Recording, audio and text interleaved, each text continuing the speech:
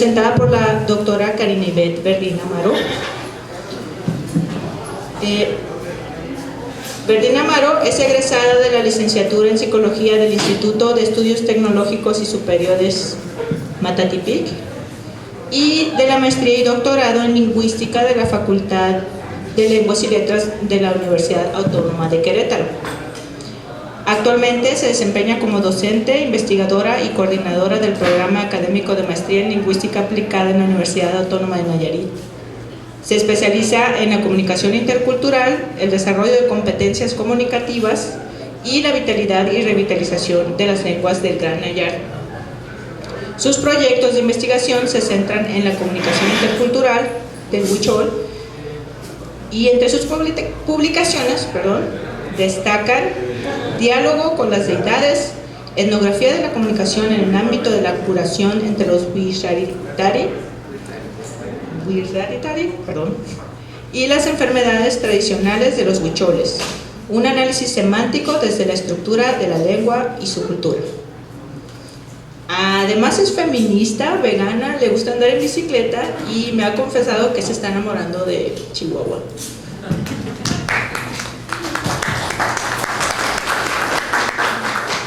Gracias, Ana.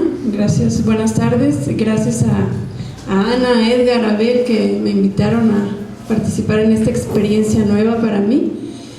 Y bueno, antes de empezar, tengo una duda enorme. ¿Este que está aquí es Carl Lumholtz? Sí, ok, gracias. Ok, vamos a empezar. Siempre oculto mi formación inicial, que es de psicología, pero pues tiene que ver con lo que hago todavía ahorita, ¿no? Mi tesis de licenciatura fue en enfermedades crónico-degenerativas y el manejo del estrés, y pues todavía estoy trabajando con medicina, ahora es tradicional, ¿no?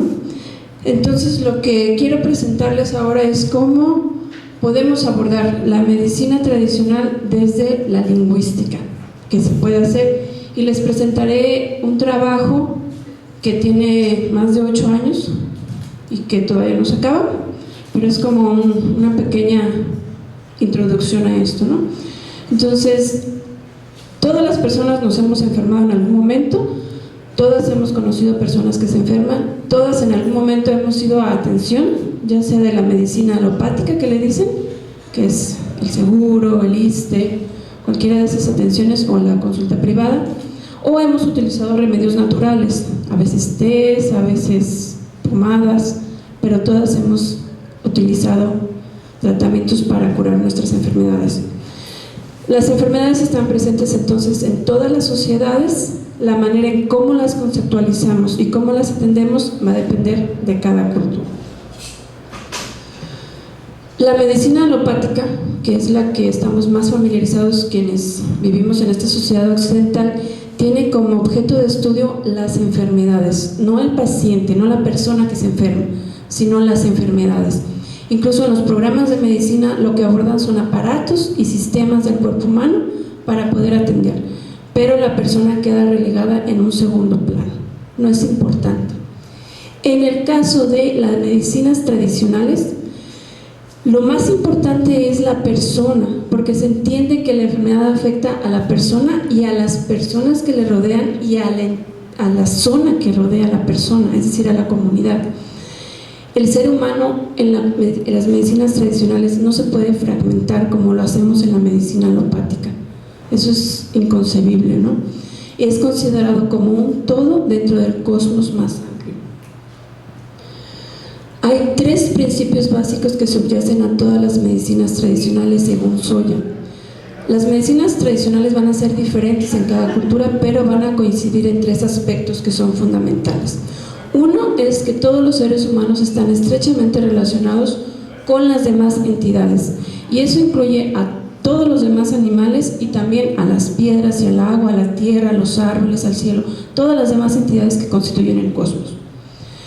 2. El cuerpo humano forma un todo con el cosmos. Como ya les decía, no se puede fragmentar. No puedo decir estoy enfermo del riñón, porque no es cierto.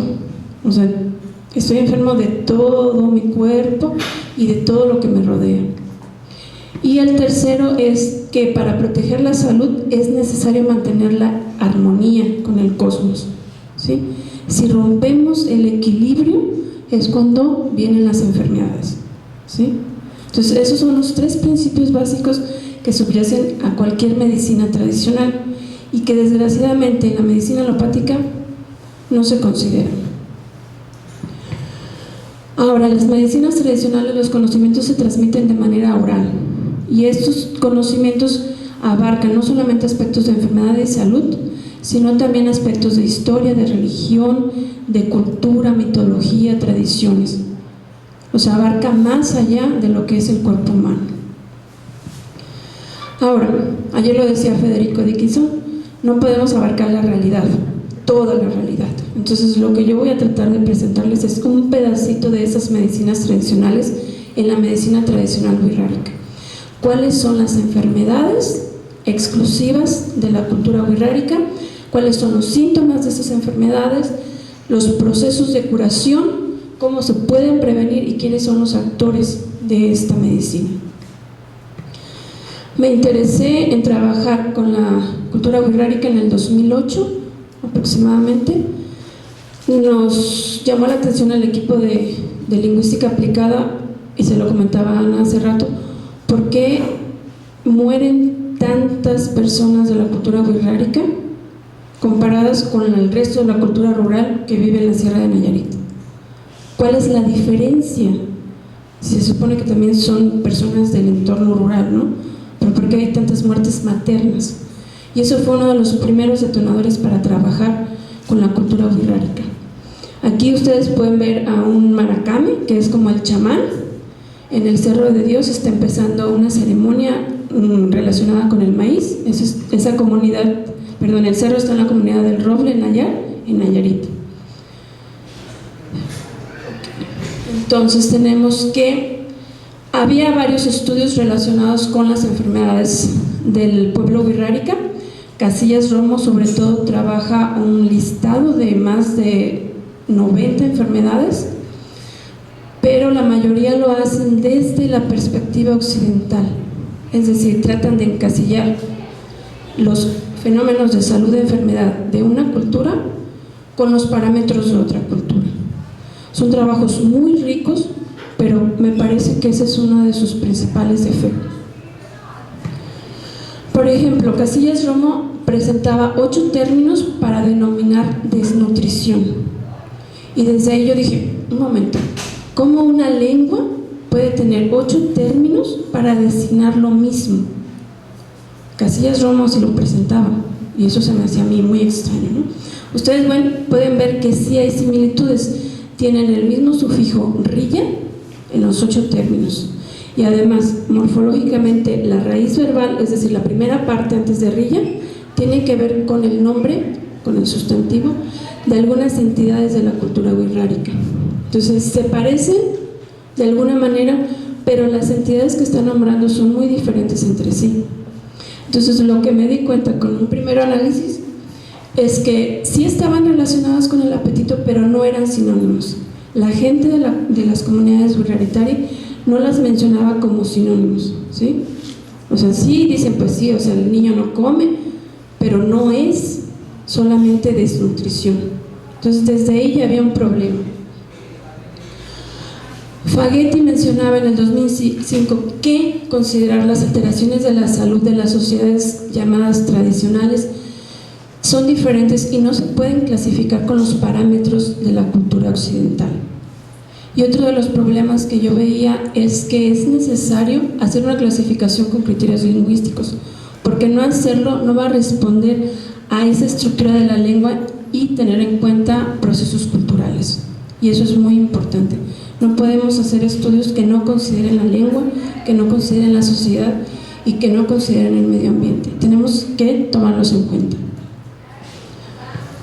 Ahora, entonces ahí subyace la importancia de realizar estudios lingüísticos basados en una perspectiva étnica, es decir, de la propia visión de las personas que hablan la lengua, no de mi visión como investigadora mestiza, sino desde cómo lo está viendo la gente que habla wixárika. Esto con la intención de comprender de manera integral el objeto de estudio. Y entonces está la necesidad de abordar estudios de medicina tradicional desde la lingüística antropológica con un enfoque cognoscitivo, lo que permite considerar aspectos de la cultura, la religión y los procesos cognitivos que subyacen a esto. Las comunidades con las que he trabajado desde el 2008 son comunidades de Jalisco y Nayarit. No he trabajado con otras comunidades ni de Zacatecas ni de Durango. Tuxpan de Bolaños, que ya lo presentaban un poco en la mañana el simposio de Huicholes. Ocota de la Sierra, otra de las comunidades. La colonia Zitácuaro, que es una colonia enclavada en la capital de Nayarit, en Tepic, pero es una colonia wixárika en su mayoría. Y el Colorín, que es un municipio de Nayarit. Son Jalisco y Nayarit los dos estados. Las primeras entrevistas fueron para ver si la lista de Casillas Romo tenía cierto sentido para las personas que hablan la lengua, ¿no? Y lo primero que me dijeron es que esa lista, la mayoría eran nombres de hechizos. Una señal, algo que los chamanes o maracate ponían en incumplimiento de una manda, y por eso las personas se enfermaban. La señora Elizabeth del Colorín, que fue una de las mayores colaboradoras de esta investigación y de otras, habla de que hay males que los ponen los brujos, hay males que ponen los ancestros, porque uno incumple el costumbre, y a ella le llamó claramente males puestos, porque te los ponen, dice. Y hablaba de otros que nada más son dolores, que dan porque pasas de una situación de calor a frío o de frío a calor, y solamente te dan por descuido. Entonces se ve con la participación de estas personas que hay dos tipos de enfermedades, unas que son normales y otras que son puestas. Federico decía que es normal que nos dé el tipo de enfermedades como la gripe, como la diarrea, porque hacen que el cuerpo siente, y el cuerpo tiene que sentir para darse cuenta de que a veces está bien y que a veces está mal. Vero decía que a su niño le dio un mal puesto, que es marrarrilla, pero tenía síntomas de enfermedades normales como la diarrea, el jacuitzi o el dolor de panza, yurepacuinilla. Podemos ver entonces que la misma lengua hace clasificaciones de estos dos tipos de males. Está temurrilla y currilla, y está huaricuinilla y tamecuinilla. Pueden ver la diferencia, aunque no sean lingüistas. Hay una sola palabra en A, una sola palabra en B, y hay dos palabras en el 2A y en el 2B. Hay un sufijo que se repite en 1A y en 1B, que es rilla, y hay una palabra que se repite en 2A y en 2B, que es cuinilla. En lingüística decimos que el primer grupo son palabras derivadas, el segundo grupo son palabras compuestas. Entonces ya estamos viendo ahí que la gente nos está diciendo que hay dos tipos de males, normales y puestos, y la lengua nos está diciendo que hay dos tipos de palabras que agrupan a estos dos tipos de males. El primer grupo, las palabras derivadas, son los males puestos. El segundo grupo son los males normales, ¿sí? Eso ya nos tiene que decir mucho. O sea, la lengua no es arbitraria, nos está explicando cómo la gente piensa sobre su cultura, sobre su sociedad y sobre su medio ambiente. Ok, les explico los males normales. Estos, como vimos que nos explicaba la señora Elizabeth, son por descuido personal. Por pasar de una situación de calor a frío, le pueden dar a cualquier persona, sea de la cultura wixárika o no. Y Federico nos explicaba que la gripa, la calentura, la diarrea, y también las enfermedades como sarampión y varicela, que vinieron con la llegada de la conquista española, porque la gente no se ha vacunado. Ahí reconoce la importancia de la medicina occidental en los males normales. Está aquí otra vez la descripción morfológica de las palabras que denominan a los males normales. Hurri, que indica un término para nombrar una parte del cuerpo, que en este caso es ojo, o mu, que indica la cabeza, y cuinilla, que es dolor. Ambas palabras se pueden utilizar de manera independiente. Pueden decir cuinilla sin hurri o sin mu. Entonces son palabras compuestas.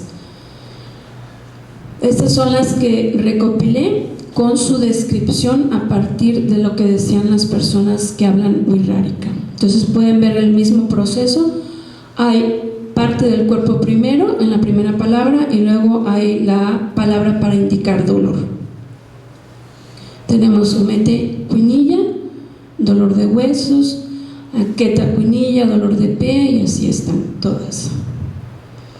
Estos males normales se pueden curar con el tiempo, con remedios, con cuidados y en última instancia con la medicina occidental. Cuando ya de plano no pueden hacerlo, ya van con la medicina occidental, ¿no?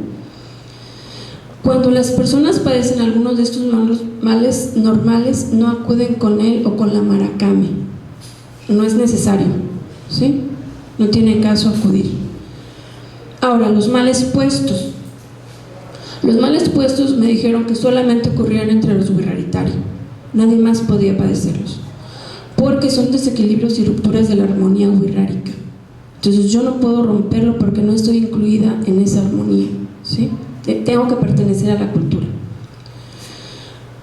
Estos males puestos implican la introducción de un elemento extraño al cuerpo, y pueden ser animales, pueden ser objetos cotidianos, plantas, alimentos o entidades sagradas. Eva decía que tenía un mubieri, que en la mañana nos explicaron que es un palo de Brasil con plumas de aves, generalmente águilas, y que se la pusieron en la cabeza para que no siguiera con sus estudios, ¿sí? Entonces ella estaba en tratamiento con su abuelo, que es maracame, para que se la pudiera quitar. La religión está presente con notable fuerza en estos males puestos. Los castigos son enviados por los antepasados, lo que nosotros denominaríamos deidades, que no tienen la misma concepción en la cultura wixárika como nosotros lo vemos. Los antepasados son más como familia, por eso están el padre sol, el abuelo fuego, la madre tierra, el hermano venado, son más como familia, ¿sí? Estos males pueden dar por no observar los rituales, por hacerlos de manera inadecuada, por no saber cómo hacerlos, por incumplir el costumbre, o porque estos antepasados o ancestros están enviando mensajes del tipo de: ¿sabes qué? Tú tienes que ser maracame, o ¿sabes qué? Ya párale porque estás matando muchos venados y no se vale. Entonces mandan avisos.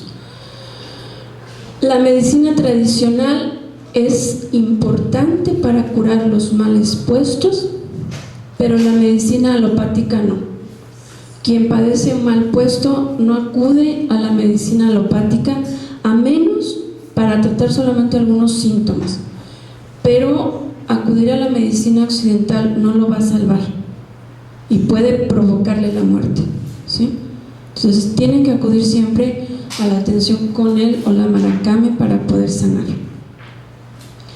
Estos son los males puestos que conseguí que pudieran definirme. Pueden ver la descripción. Hay una raíz nominal y al agregarle el sufijo rilla se convierte en el mal puesto. Está atacuay, que significa lagartija, atacuay rilla, que significa el mal de la lagartija. Uki elote, uki rilla, mal del elote, y Ku, que es maíz, y currilla, el mal del maíz, y así, todos esos. Ahora, lo que llama más la atención en este tipo de males es que el sustantivo, la entidad que nombra al sustantivo, se introduce en el cuerpo de la persona. ¿Cómo se puede saber eso? Bueno, primero preguntándole a la gente, ¿no?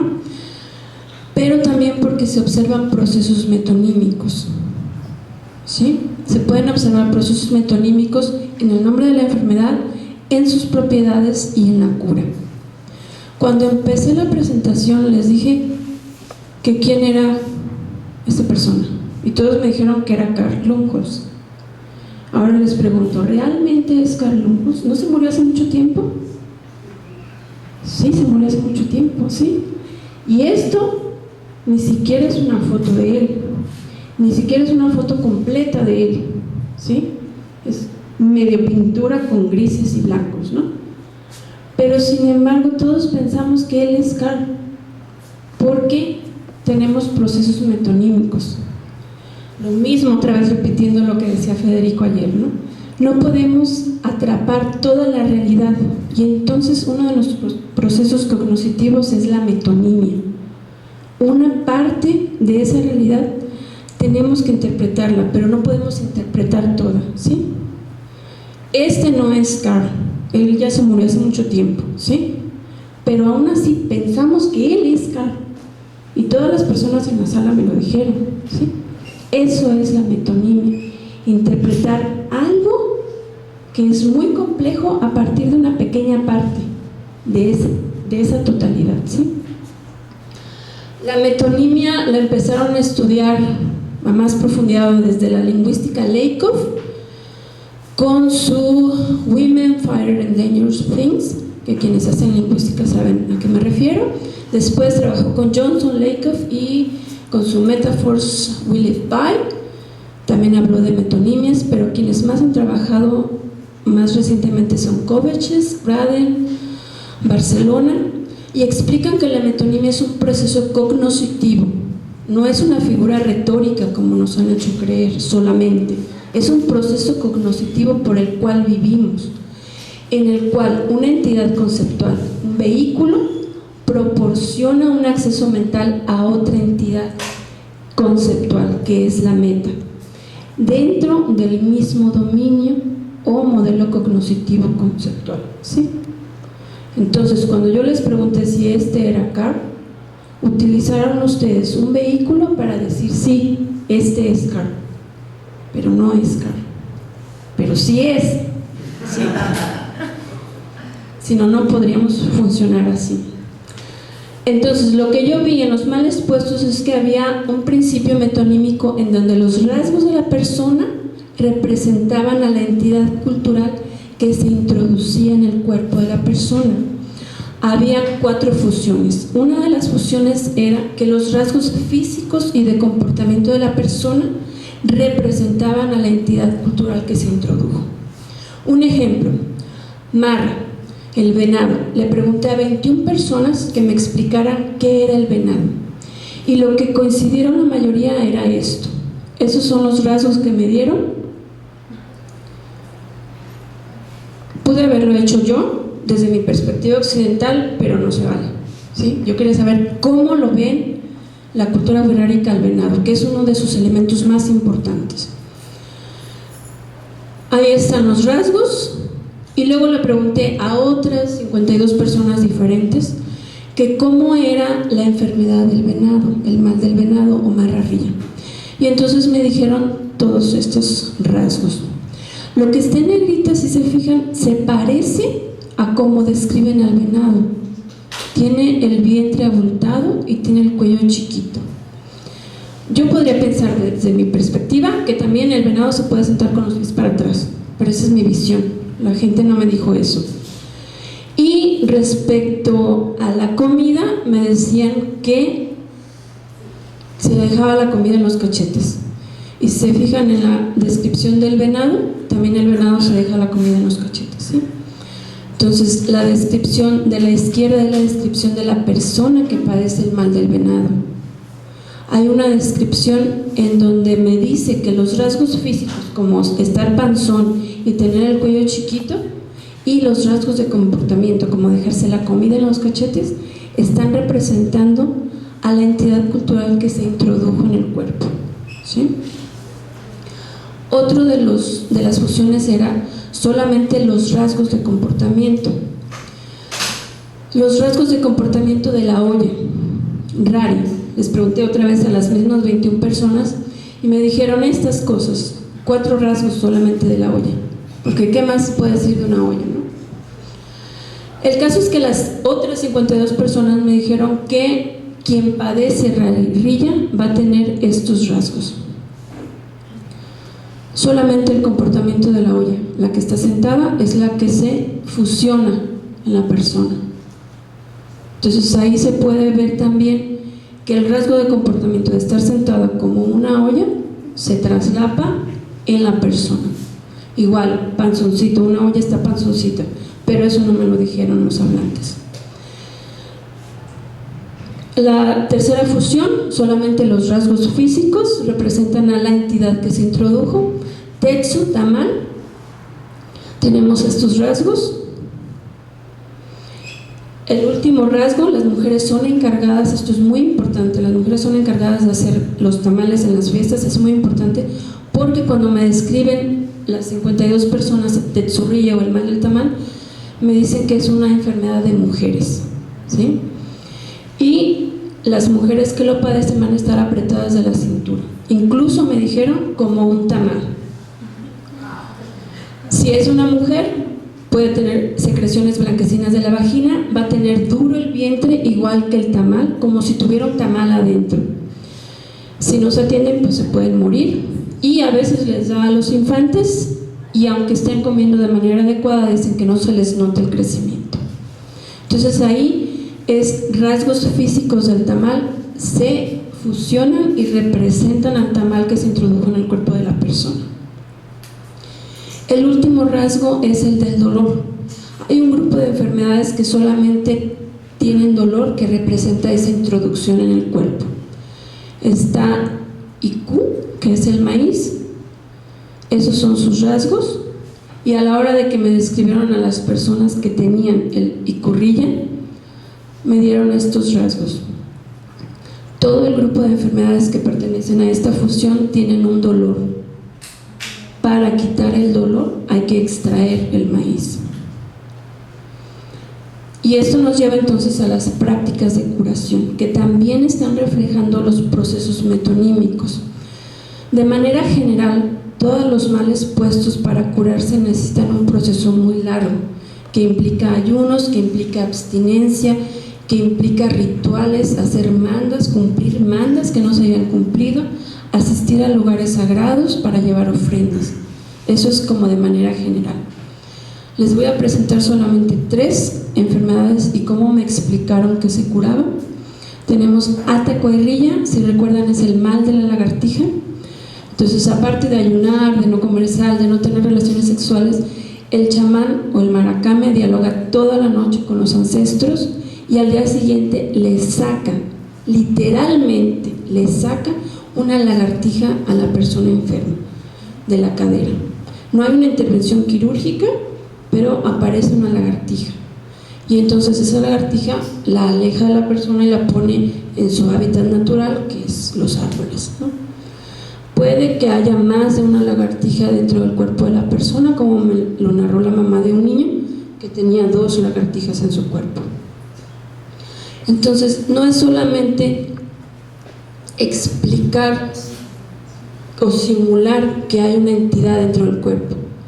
Realmente hay una entidad dentro del cuerpo, porque desde nuestra visión, de manera mágica, extraen un animal. El otro es Uquirrilla, que es el del elote, el mal del elote. Este mal se supone que se contrae porque la persona, generalmente infantes, cortan la vara de elote cuando no se debe de hacer, como no se debe de hacer. Entonces la cortan y la vara de elote se introduce en el cuerpo, en la parte superior del cuerpo, y eso provoca mucho dolor a la persona que lo tiene. Entonces lo que hace el maracame es simular que corta la vara de elote dentro del cuerpo de la persona, y entonces la persona ya se va a sentir sin dolor, aparte de todo lo demás que hay que hacer, ¿no? Y el tercero es Mairrilla, que es el mal del maguey, en donde el maracame simula que extrae al maguey de la tierra, pero el maguey está representado por la persona. A la persona la sienta en el suelo y simula con su nubieri que está escarbando como si estuviera extrayendo un maguey. Entonces, para terminar el ritual, avienta a la persona como que si ya sacó al maguey, ¿sí? Entonces hay una representación metonímica y hay que extraer esa entidad que se introdujo en el cuerpo. Muy bien, entonces lo que se observa aquí es que hay una metonimia, que la relación entre la entidad fuente y el mal meta estaba estructurada por las interacciones experienciales y perceptuales de los Wiraritari, y sobre todo que estaban motivados por sus creencias religiosas y sus costumbres culturales, y tendría que añadir que también por el medio ambiente. En el caso de los males normales se observó que el uso de la palabra como forma de comunicación no tiene injerencia, no sirve para curar, por eso no va con él o la maracame. En el caso de los males puestos, la palabra es el elemento central para curar. La lengua en los Wiraritari, como en cualquier cultura, sirve para comunicar, para expresar emociones, sentimientos, para hacer planes, pero además también se dice que se utiliza para hablar con las deidades, con los ancestros, para dialogar con ellas, para entender qué necesitan los antepasados, para solicitarles ayuda y para curar a la persona que se enferma. Hay varios tipos de palabra y quien descubre esta palabra en un diálogo interno es la persona que funge como maracame. A esta persona se le elige desde su nacimiento por las deidades como el maracame o la maracame. No es que se le designe un guía humano, más bien es un guía espiritual. Durante el tiempo de su infancia va aprendiendo junto con toda la comunidad cómo adquirir ese conocimiento y luego lo perfecciona durante más de 6 años, más de una licenciatura, como maracame, ¿sí? Una de sus habilidades es los sueños, en los que puede ver cosas, y al utilizar peyote, como me explicaban en la mañana también en la mesa de huicholes, pueden ver cosas mucho mejor. Algo que tiene que desarrollar el maracame es Iyari, Ñerika y Kupuri. Iyari podríamos entenderlo como el corazón, como lo pasional. Ñerika es la visión, lo físico, lo que se ve, y Kupuri es el alma, donde están las emociones. Eso lo tienen todas las personas que pertenecen a la cultura wixárika, pero quien se dedica a hacer maracame lo va a desarrollar muchísimo más que cualquier otra persona. Con estos 3 elementos entonces se va a poder comunicar con el cuerpo de las otras personas y también con otros maracate o con titeucame, que son hechiceros o maracate que se han pasado al mal, y con las deidades. Las deidades son las que juzgan, las que exigen, las que callan, las que usan la palabra para castigar o para recompensar. Y se puede uno comunicar con ellas, sobre todo el maracame, con 2 medios, el canto y el sueño. Pero los ancestros no siempre afectan la vida de los mortales.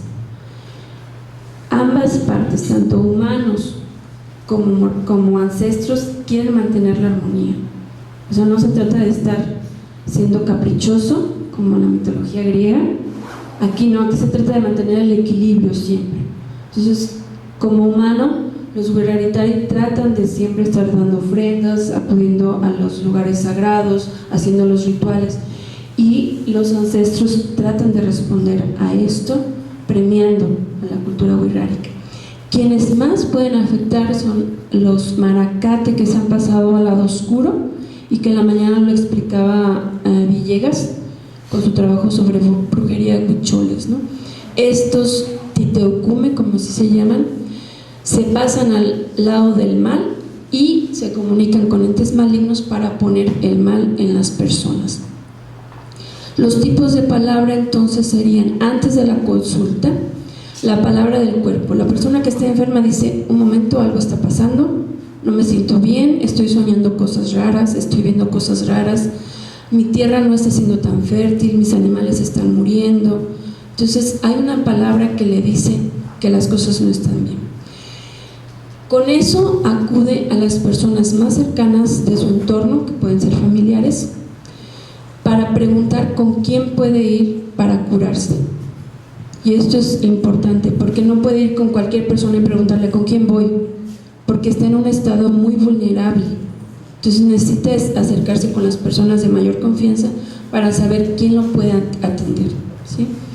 Una vez que han decidido en familia quién lo va a atender, acuden con el maracame para pedirle ayuda. Me comentaron que hay una oración para acercarse al maracame y solicitarle esta ayuda de curación. Otro tipo de palabras sería en la primera consulta, ya que han elegido a maracame, ya que ha aceptado trabajar con la persona, viene la palabra de ñerica, es decir, el maracame ve el ñerica de la otra persona y puede interpretar qué es lo que tiene, qué es lo que padece. Y esa es una diferencia muy grande con la consulta occidental. Nosotros llegamos a la consulta occidental y el médico o la médica nos preguntan: ¿qué tienes? ¿A qué vienes? En la consulta de maracame no es necesario eso. Y luego está la palabra canto. El canto es, para las personas no iniciadas, un murmullo que es inteligible, no lo pueden entender. Para la persona que está enferma es como un proceso hipnótico que la va a llevar a la curación. Y para el maracame, que es quien lo hace, es la comunicación que tiene con las deidades. Y en la siguiente consulta, que puede ser al día siguiente o en varias semanas, él o la maracame hablan en sueños con las deidades. Le preguntan qué pueden hacer para mejorar el equilibrio y las deidades le explican qué es lo que tiene que hacer. Pero también en el sueño, él o la maracame se pueden enterar de que es un hechicero el que puso el mal, y entonces se enfrentan en el sueño. Se habla de lucha de Maracate en el sueño, de incluso de Maracate que han muerto durante el sueño.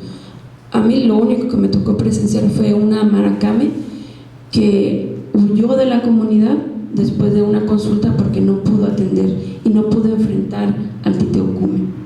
Entonces prefieren huir para evitar la muerte. En esta lucha no necesariamente gana el bueno o la buena, ¿sí? Gana quien tenga más poder. Y la última es la palabra confesión, que también ya la mencionaban en la mañana, en donde la persona enferma confiesa lo que serían sus rupturas a la armonía, que tiene que ver más con las relaciones sexuales. Cuando van a cazar peyote en Viricuta, antes de comer el peyote tienen que hacer nudos en una hoja de palma por cada uno de lo que le llaman pecados, aunque no son pecados propiamente entendidos desde la visión católica. Amarran los nudos por cada una de sus rupturas al equilibrio y luego lo queman. Entonces todos estos son maneras de comunicarse entre los Wixáriktar. Ahora, entre lo ideal y lo real.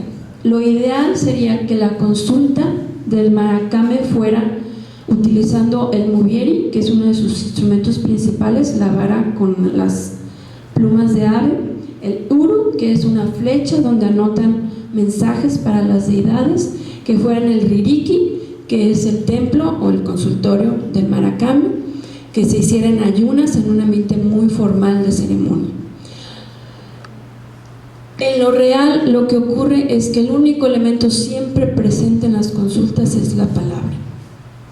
Una de las consultas que me tocó presenciar fue en la casa de la persona enferma, donde la maracame estaba trabajando solamente cantando, hablando con las deidades, mientras en el fondo se escuchaba la música de banda de la radio. Había un par de niñas jugando entre las piernas de la maracame. Entonces no había todo ese aspecto formal. Lo único que estaba presente era la palabra de la maracame.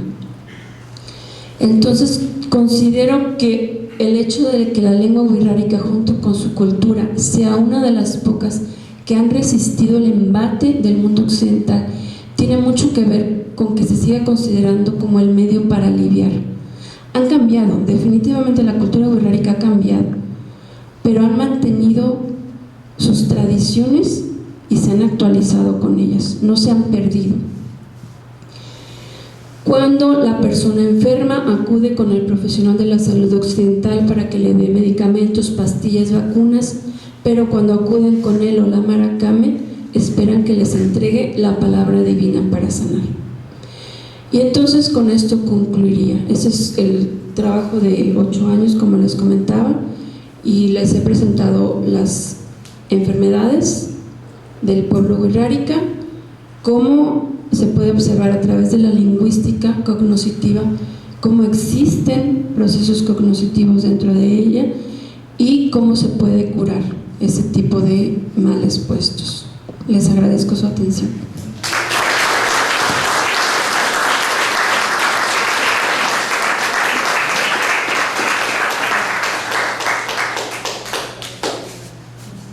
Se abre entonces el espacio para preguntas.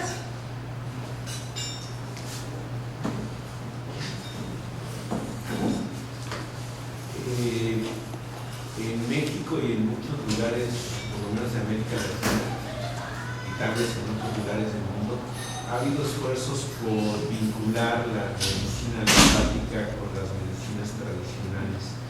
En el caso de esta medicina, ¿hay algo en ese sentido?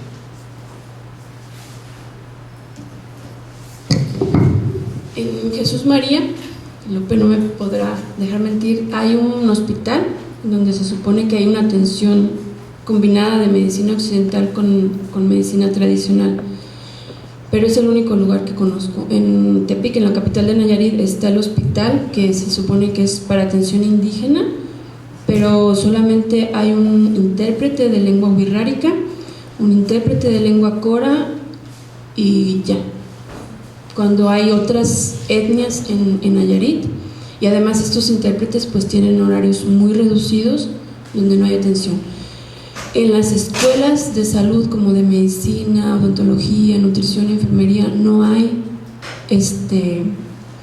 por ejemplo, comunicación intercultural, que sería algo importante. No solamente es aprender la lengua, sino aprender cómo comunicarme con la otra persona, ¿no?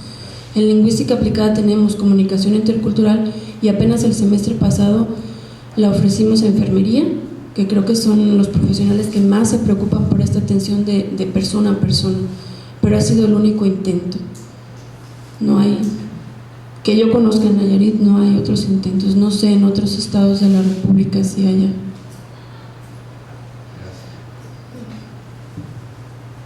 A ver.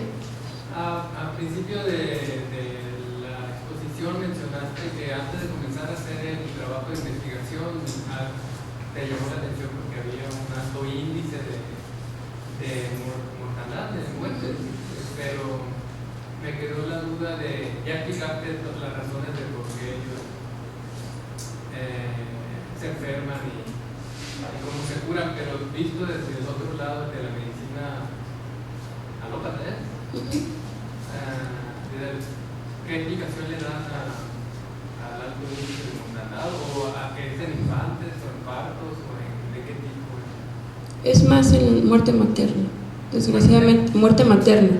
En embarazos, en partos, es un alto índice de hecho en algún momento, no sé si todavía tuvimos el primer lugar en México de muerte materna.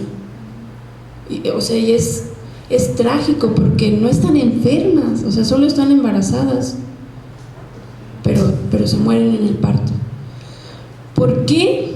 Uno de los trabajos que hice con Saúl Santos fue precisamente de eso, ¿no? O sea, ¿cuál es la diferencia entre la atención de la medicina alopática y la medicina tradicional? ¿Qué espera la persona enferma al acudir a la atención alopática? Pues si no tengo otro marco de referencia, quiero que me atiendan como me atiende el maracame. Y ya les dije, o sea, si yo voy al maracame no le voy a explicar nada, porque él sabe que tengo. Entonces, ¿por qué le voy a explicar? Eso es uno. Y lo que mencionaba hace rato en la entrevista con Ana es el silencio. En la cultura wixárika el silencio es muy importante. Nos han dicho que no tengo que contestar inmediatamente porque eso significa que no estoy reflexionando la pregunta. Y en la cultura occidental el silencio es fatal. O sea, no nos gusta, odiamos el silencio, tenemos que rellenarlo. Entonces, si llega la mujer con un problema a la consulta médica alopática, y la persona que la atiende le pregunta qué tiene y no le responde, el profesional se enoja. Y tienen esa idea, y creo que es general en todas las culturas aborígenes en México, ¿no? O sea, son idiotas, no entienden, tengo que gritarles, son tontos, cuando en realidad tienen procesos diferentes a los que nosotros tenemos. Y si no entendemos eso desde nuestra perspectiva occidental, nunca vamos a poder tener el contacto o mantener el equilibrio con esas culturas. Entonces, esa es una de las cosas que hicimos en el trabajo con Saúl, la salud intercultural. Y lo ofrecimos a las escuelas de salud de la universidad, pero no les interesa. O sea, apenas les digo, el semestre pasado fue comunicación intercultural a un grupo muy reducido de estudiantes de enfermería, pero nosotros quisiéramos que se hiciera a nivel universitario por lo menos, y sobre todo en la escuela de medicina, porque ese es un problema muy grave. O sea, trabajar solamente con aparatos y sistemas del cuerpo humano, ignorando que somos seres humanos complejos, eso es un problema muy grave. No solo en la medicina, no solo en la cultura wixárika, en la cultura occidental. O sea, que nos traten como aparatos y solamente estás enferma de la cabeza, cuando en realidad estoy enferma de todo. Eso es un problema muy grave, ¿no? Entonces, eso es una de las explicaciones. La consulta que recibe la cultura wixárika relacionada con la cultura alopática no es la adecuada, y por eso ese alto índice de muerte. La otra es: ¿por qué me revisas tú, hombre extraño, a mí como mujer? Si en la cultura occidental es un grave problema que un hombre nos revise a las mujeres por toda esa historia de violencia que padecemos, imagínense en una cultura indígena como la wixárika. Entonces, o sea, son muchos factores, no se pueden reducir a uno solo. Otro que yo creo que también es muy grave es que, por lo menos en Nayarit, quienes atienden las comunidades rurales, y sobre todo wixárika y cora, son pasantes de medicina que tienen los peores promedios. O sea, es un castigo irse a las comunidades rurales. Quienes escogen las plazas lo hacen por sus promedios, y quienes quieren las mejores plazas pues son los que tienen los promedios arriba de 80, ¿no? Y se van los que tienen 60, 70, que no les gusta y que lo ven así como un castigo. Entonces, imagínense cómo es la atención. O sea, no están a gusto en la comunidad, no les gusta estar ahí. Es la primera vez que tienen contacto con una comunidad rural, y eso es espantoso para los pasantes, ¿no? Entonces también eso dice mucho de la atención que se les está dando. No saben hablar la lengua, no quieren hablar la lengua, pero eso es lo menor, ¿no? O sea, no saben que hay una comunicación intercultural y que es diferente, aunque parezca que es igual a la persona que tienen enfrente, es diferente.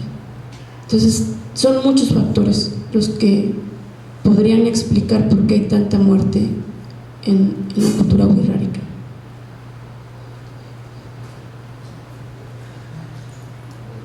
Ana, ¿tú estás moderando, verdad? En la década de 1960 o 70, en la Escuela de Medicina Rural del Instituto Politécnico Nacional, un par de colegas montaron un sistema de servicio social en medicina que resultó muy exitoso. Trabajaron desde la facultad sensibilizando a los jóvenes para lo que iban a experimentar, porque también es cierto que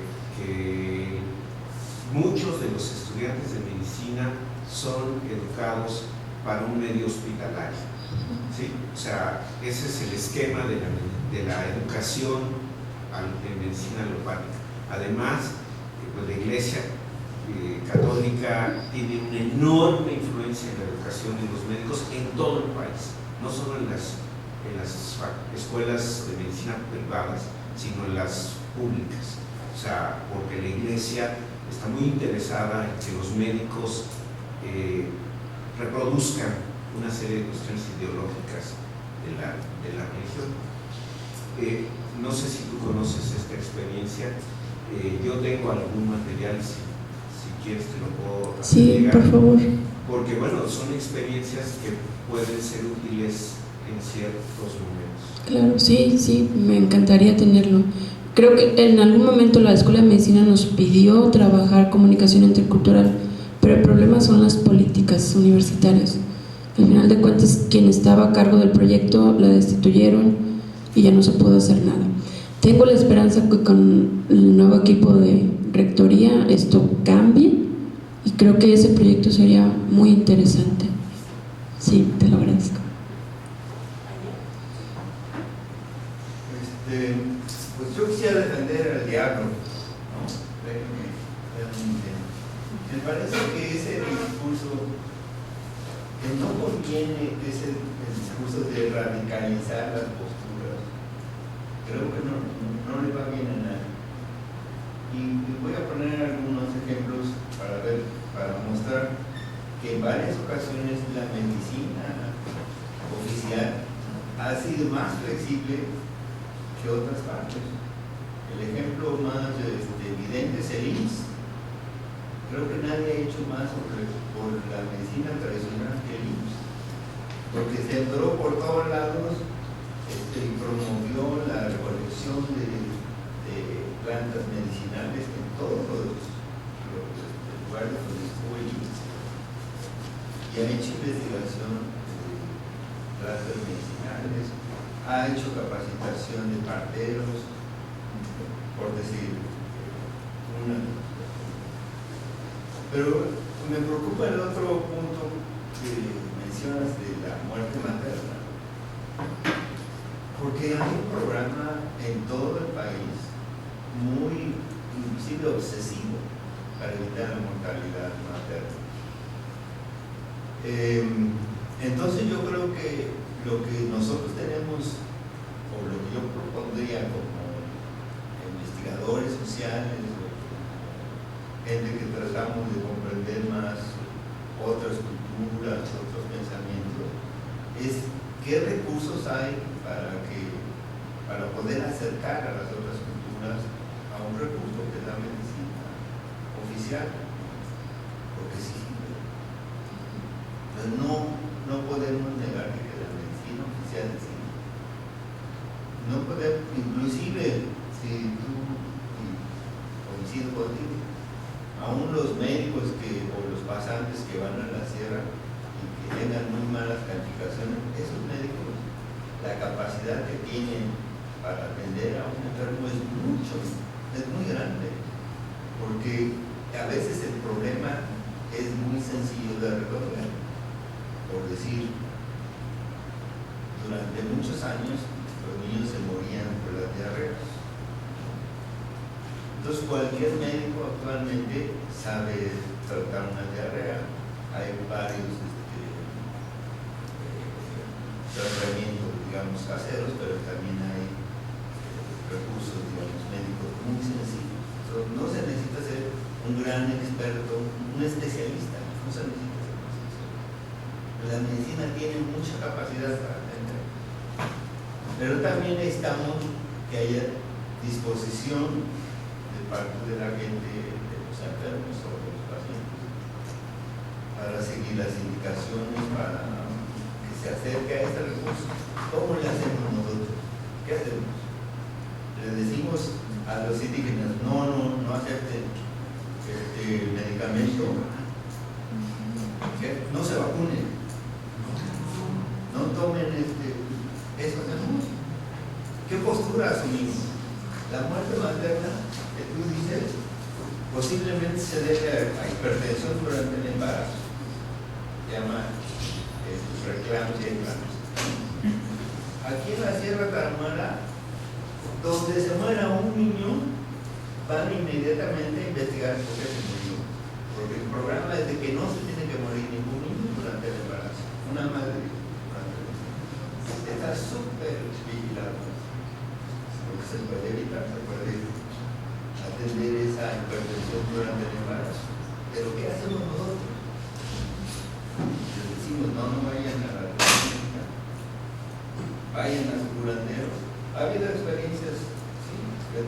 acercan a las instituciones. En Cuetzalan hubo un programa muy interesante de curanderos y alópatas y funcionó muy bien. Esa es una experiencia, pero nosotros que radicalizamos el discurso, las posturas, mantengan su cultura, que se siga viendo mortalidad infantil, que siga viendo mortalidad materna. ¿Qué hacemos? Yo creo que hay que reconocer que la medicina es un recurso que tiene un derecho a ello, que tienen derechos a hacer. Hay una carta que se llama el derecho de los pacientes, que tienen derechos humanos, se puede reclamar la atención. Bueno, para terminar, yo diría algo que yo les invito a hacer a todos ustedes: es denunciar. Si ven maltratos, si ven desnutrición, si ven muerte, no se queden callados, hay que denunciar. Entonces, lo primero, yo lo pondría como la primera obligación que tenemos nosotros es denunciar, no quedarnos callados, porque precisamente hay que denunciarlo, hay que a las autoridades, se puede hacer algo, por lo menos yo les pido que hagan eso, denuncien. Si ven maltratos, si ven humillación, si ven mortalidad, si ven desnutrición, hagamos la denuncia. Y no, la segunda propuesta es que no radicalicemos el discurso. No la creo que no. Pero bueno, sí. Gracias. Me parece, o sea, no pienso que lo estoy radicalizando. Es importante reconocer el valor de la medicina alopática. Efectivamente, a nosotros nos funciona muy bien, pero le falta esa parte de conectarse con la otra persona que es diferente. Una de las cosas que yo veía es que el médico le decía a la persona: no salgas de tu casa porque te vas a enfriar. Pero las casas Wixárika no son como las de nosotros.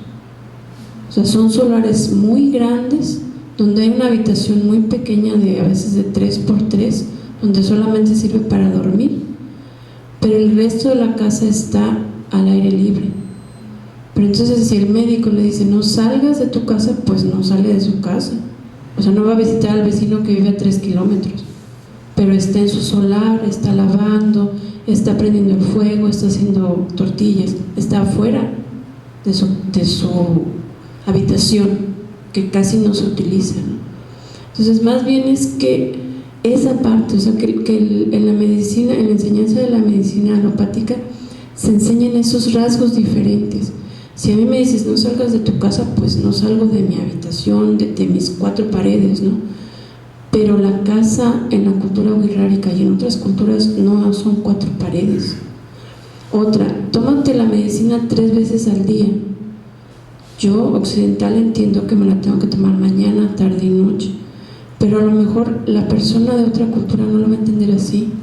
O sea, que son 3 veces, me la tomo 1, 2, 3, o ¿cómo? O sea, da por hecho muchas veces el profesional de la salud occidental que comparten los mismos marcos, y yo creo que esa es una de sus deficiencias. O sea, es muy rica en muchos aspectos y ha descubierto muchas cosas y ha salvado muchas vidas, pero le faltan esos pequeños detalles que hacen la diferencia en otras culturas, y eso es lo que se tendría que enseñar. No tenemos que enseñarles cómo curar, porque ya saben hacerlo y lo hacen muy bien, más bien cómo comunicarse con la otra persona. Eso es lo único que le falta a la medicina alopática: reconocer que hay una persona compleja al otro lado del escritorio y que tal vez tenga un marco de referencia muy diferente al que tiene el médico o la médica. Creo que eso es lo único. En todo lo demás estoy de acuerdo. La herbolaria ha funcionado, la UNAM tiene una biblioteca de herbolaria genial, el IMSS ha trabajado todo el tiempo, los hospitales, los dispensarios médicos que están repartidos en toda la sierra, por lo menos en Nayarit, han servido para evitar muertes por picaduras de alacrán, pero les falta falta esa parte y eso es necesario, o sea, es reconocer nada más que tienen deficiencias en algunos puntos. Nos quedan 2 minutos, había, sí, por favor, Mercedes.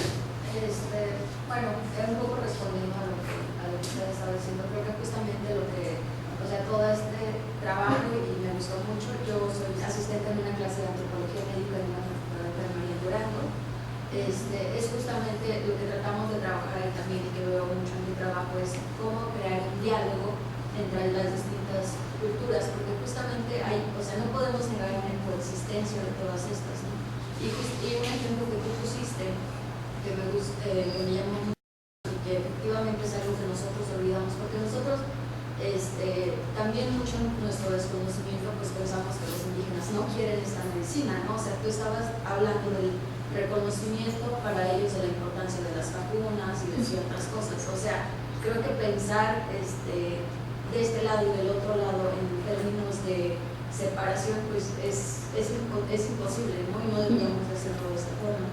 Y otra cosa, sí es cierto que se ha trabajado muchísimo desde el IMSS y desde otros lugares, todo esto de las parteras, el trabajo que han hecho y de la herbolaria y demás, pero por lo menos en el caso que yo conozco en Durango, en términos de un hospital integral que hay en la sierra, que es en un lugar que se llama La Guajolota, en donde el hospital se supone que es de primer nivel y se supone que ahí se tendrían que atender a todas las personas, pero no quieren atender a las personas porque se supone que hay una clínica de IMSS en sus rancherías, pero hay doctores que no han ido como en, no sé, 5 años, 10 años y demás, que se la viven de permisos, ¿no? O sea, esto es una realidad que no podemos negar también.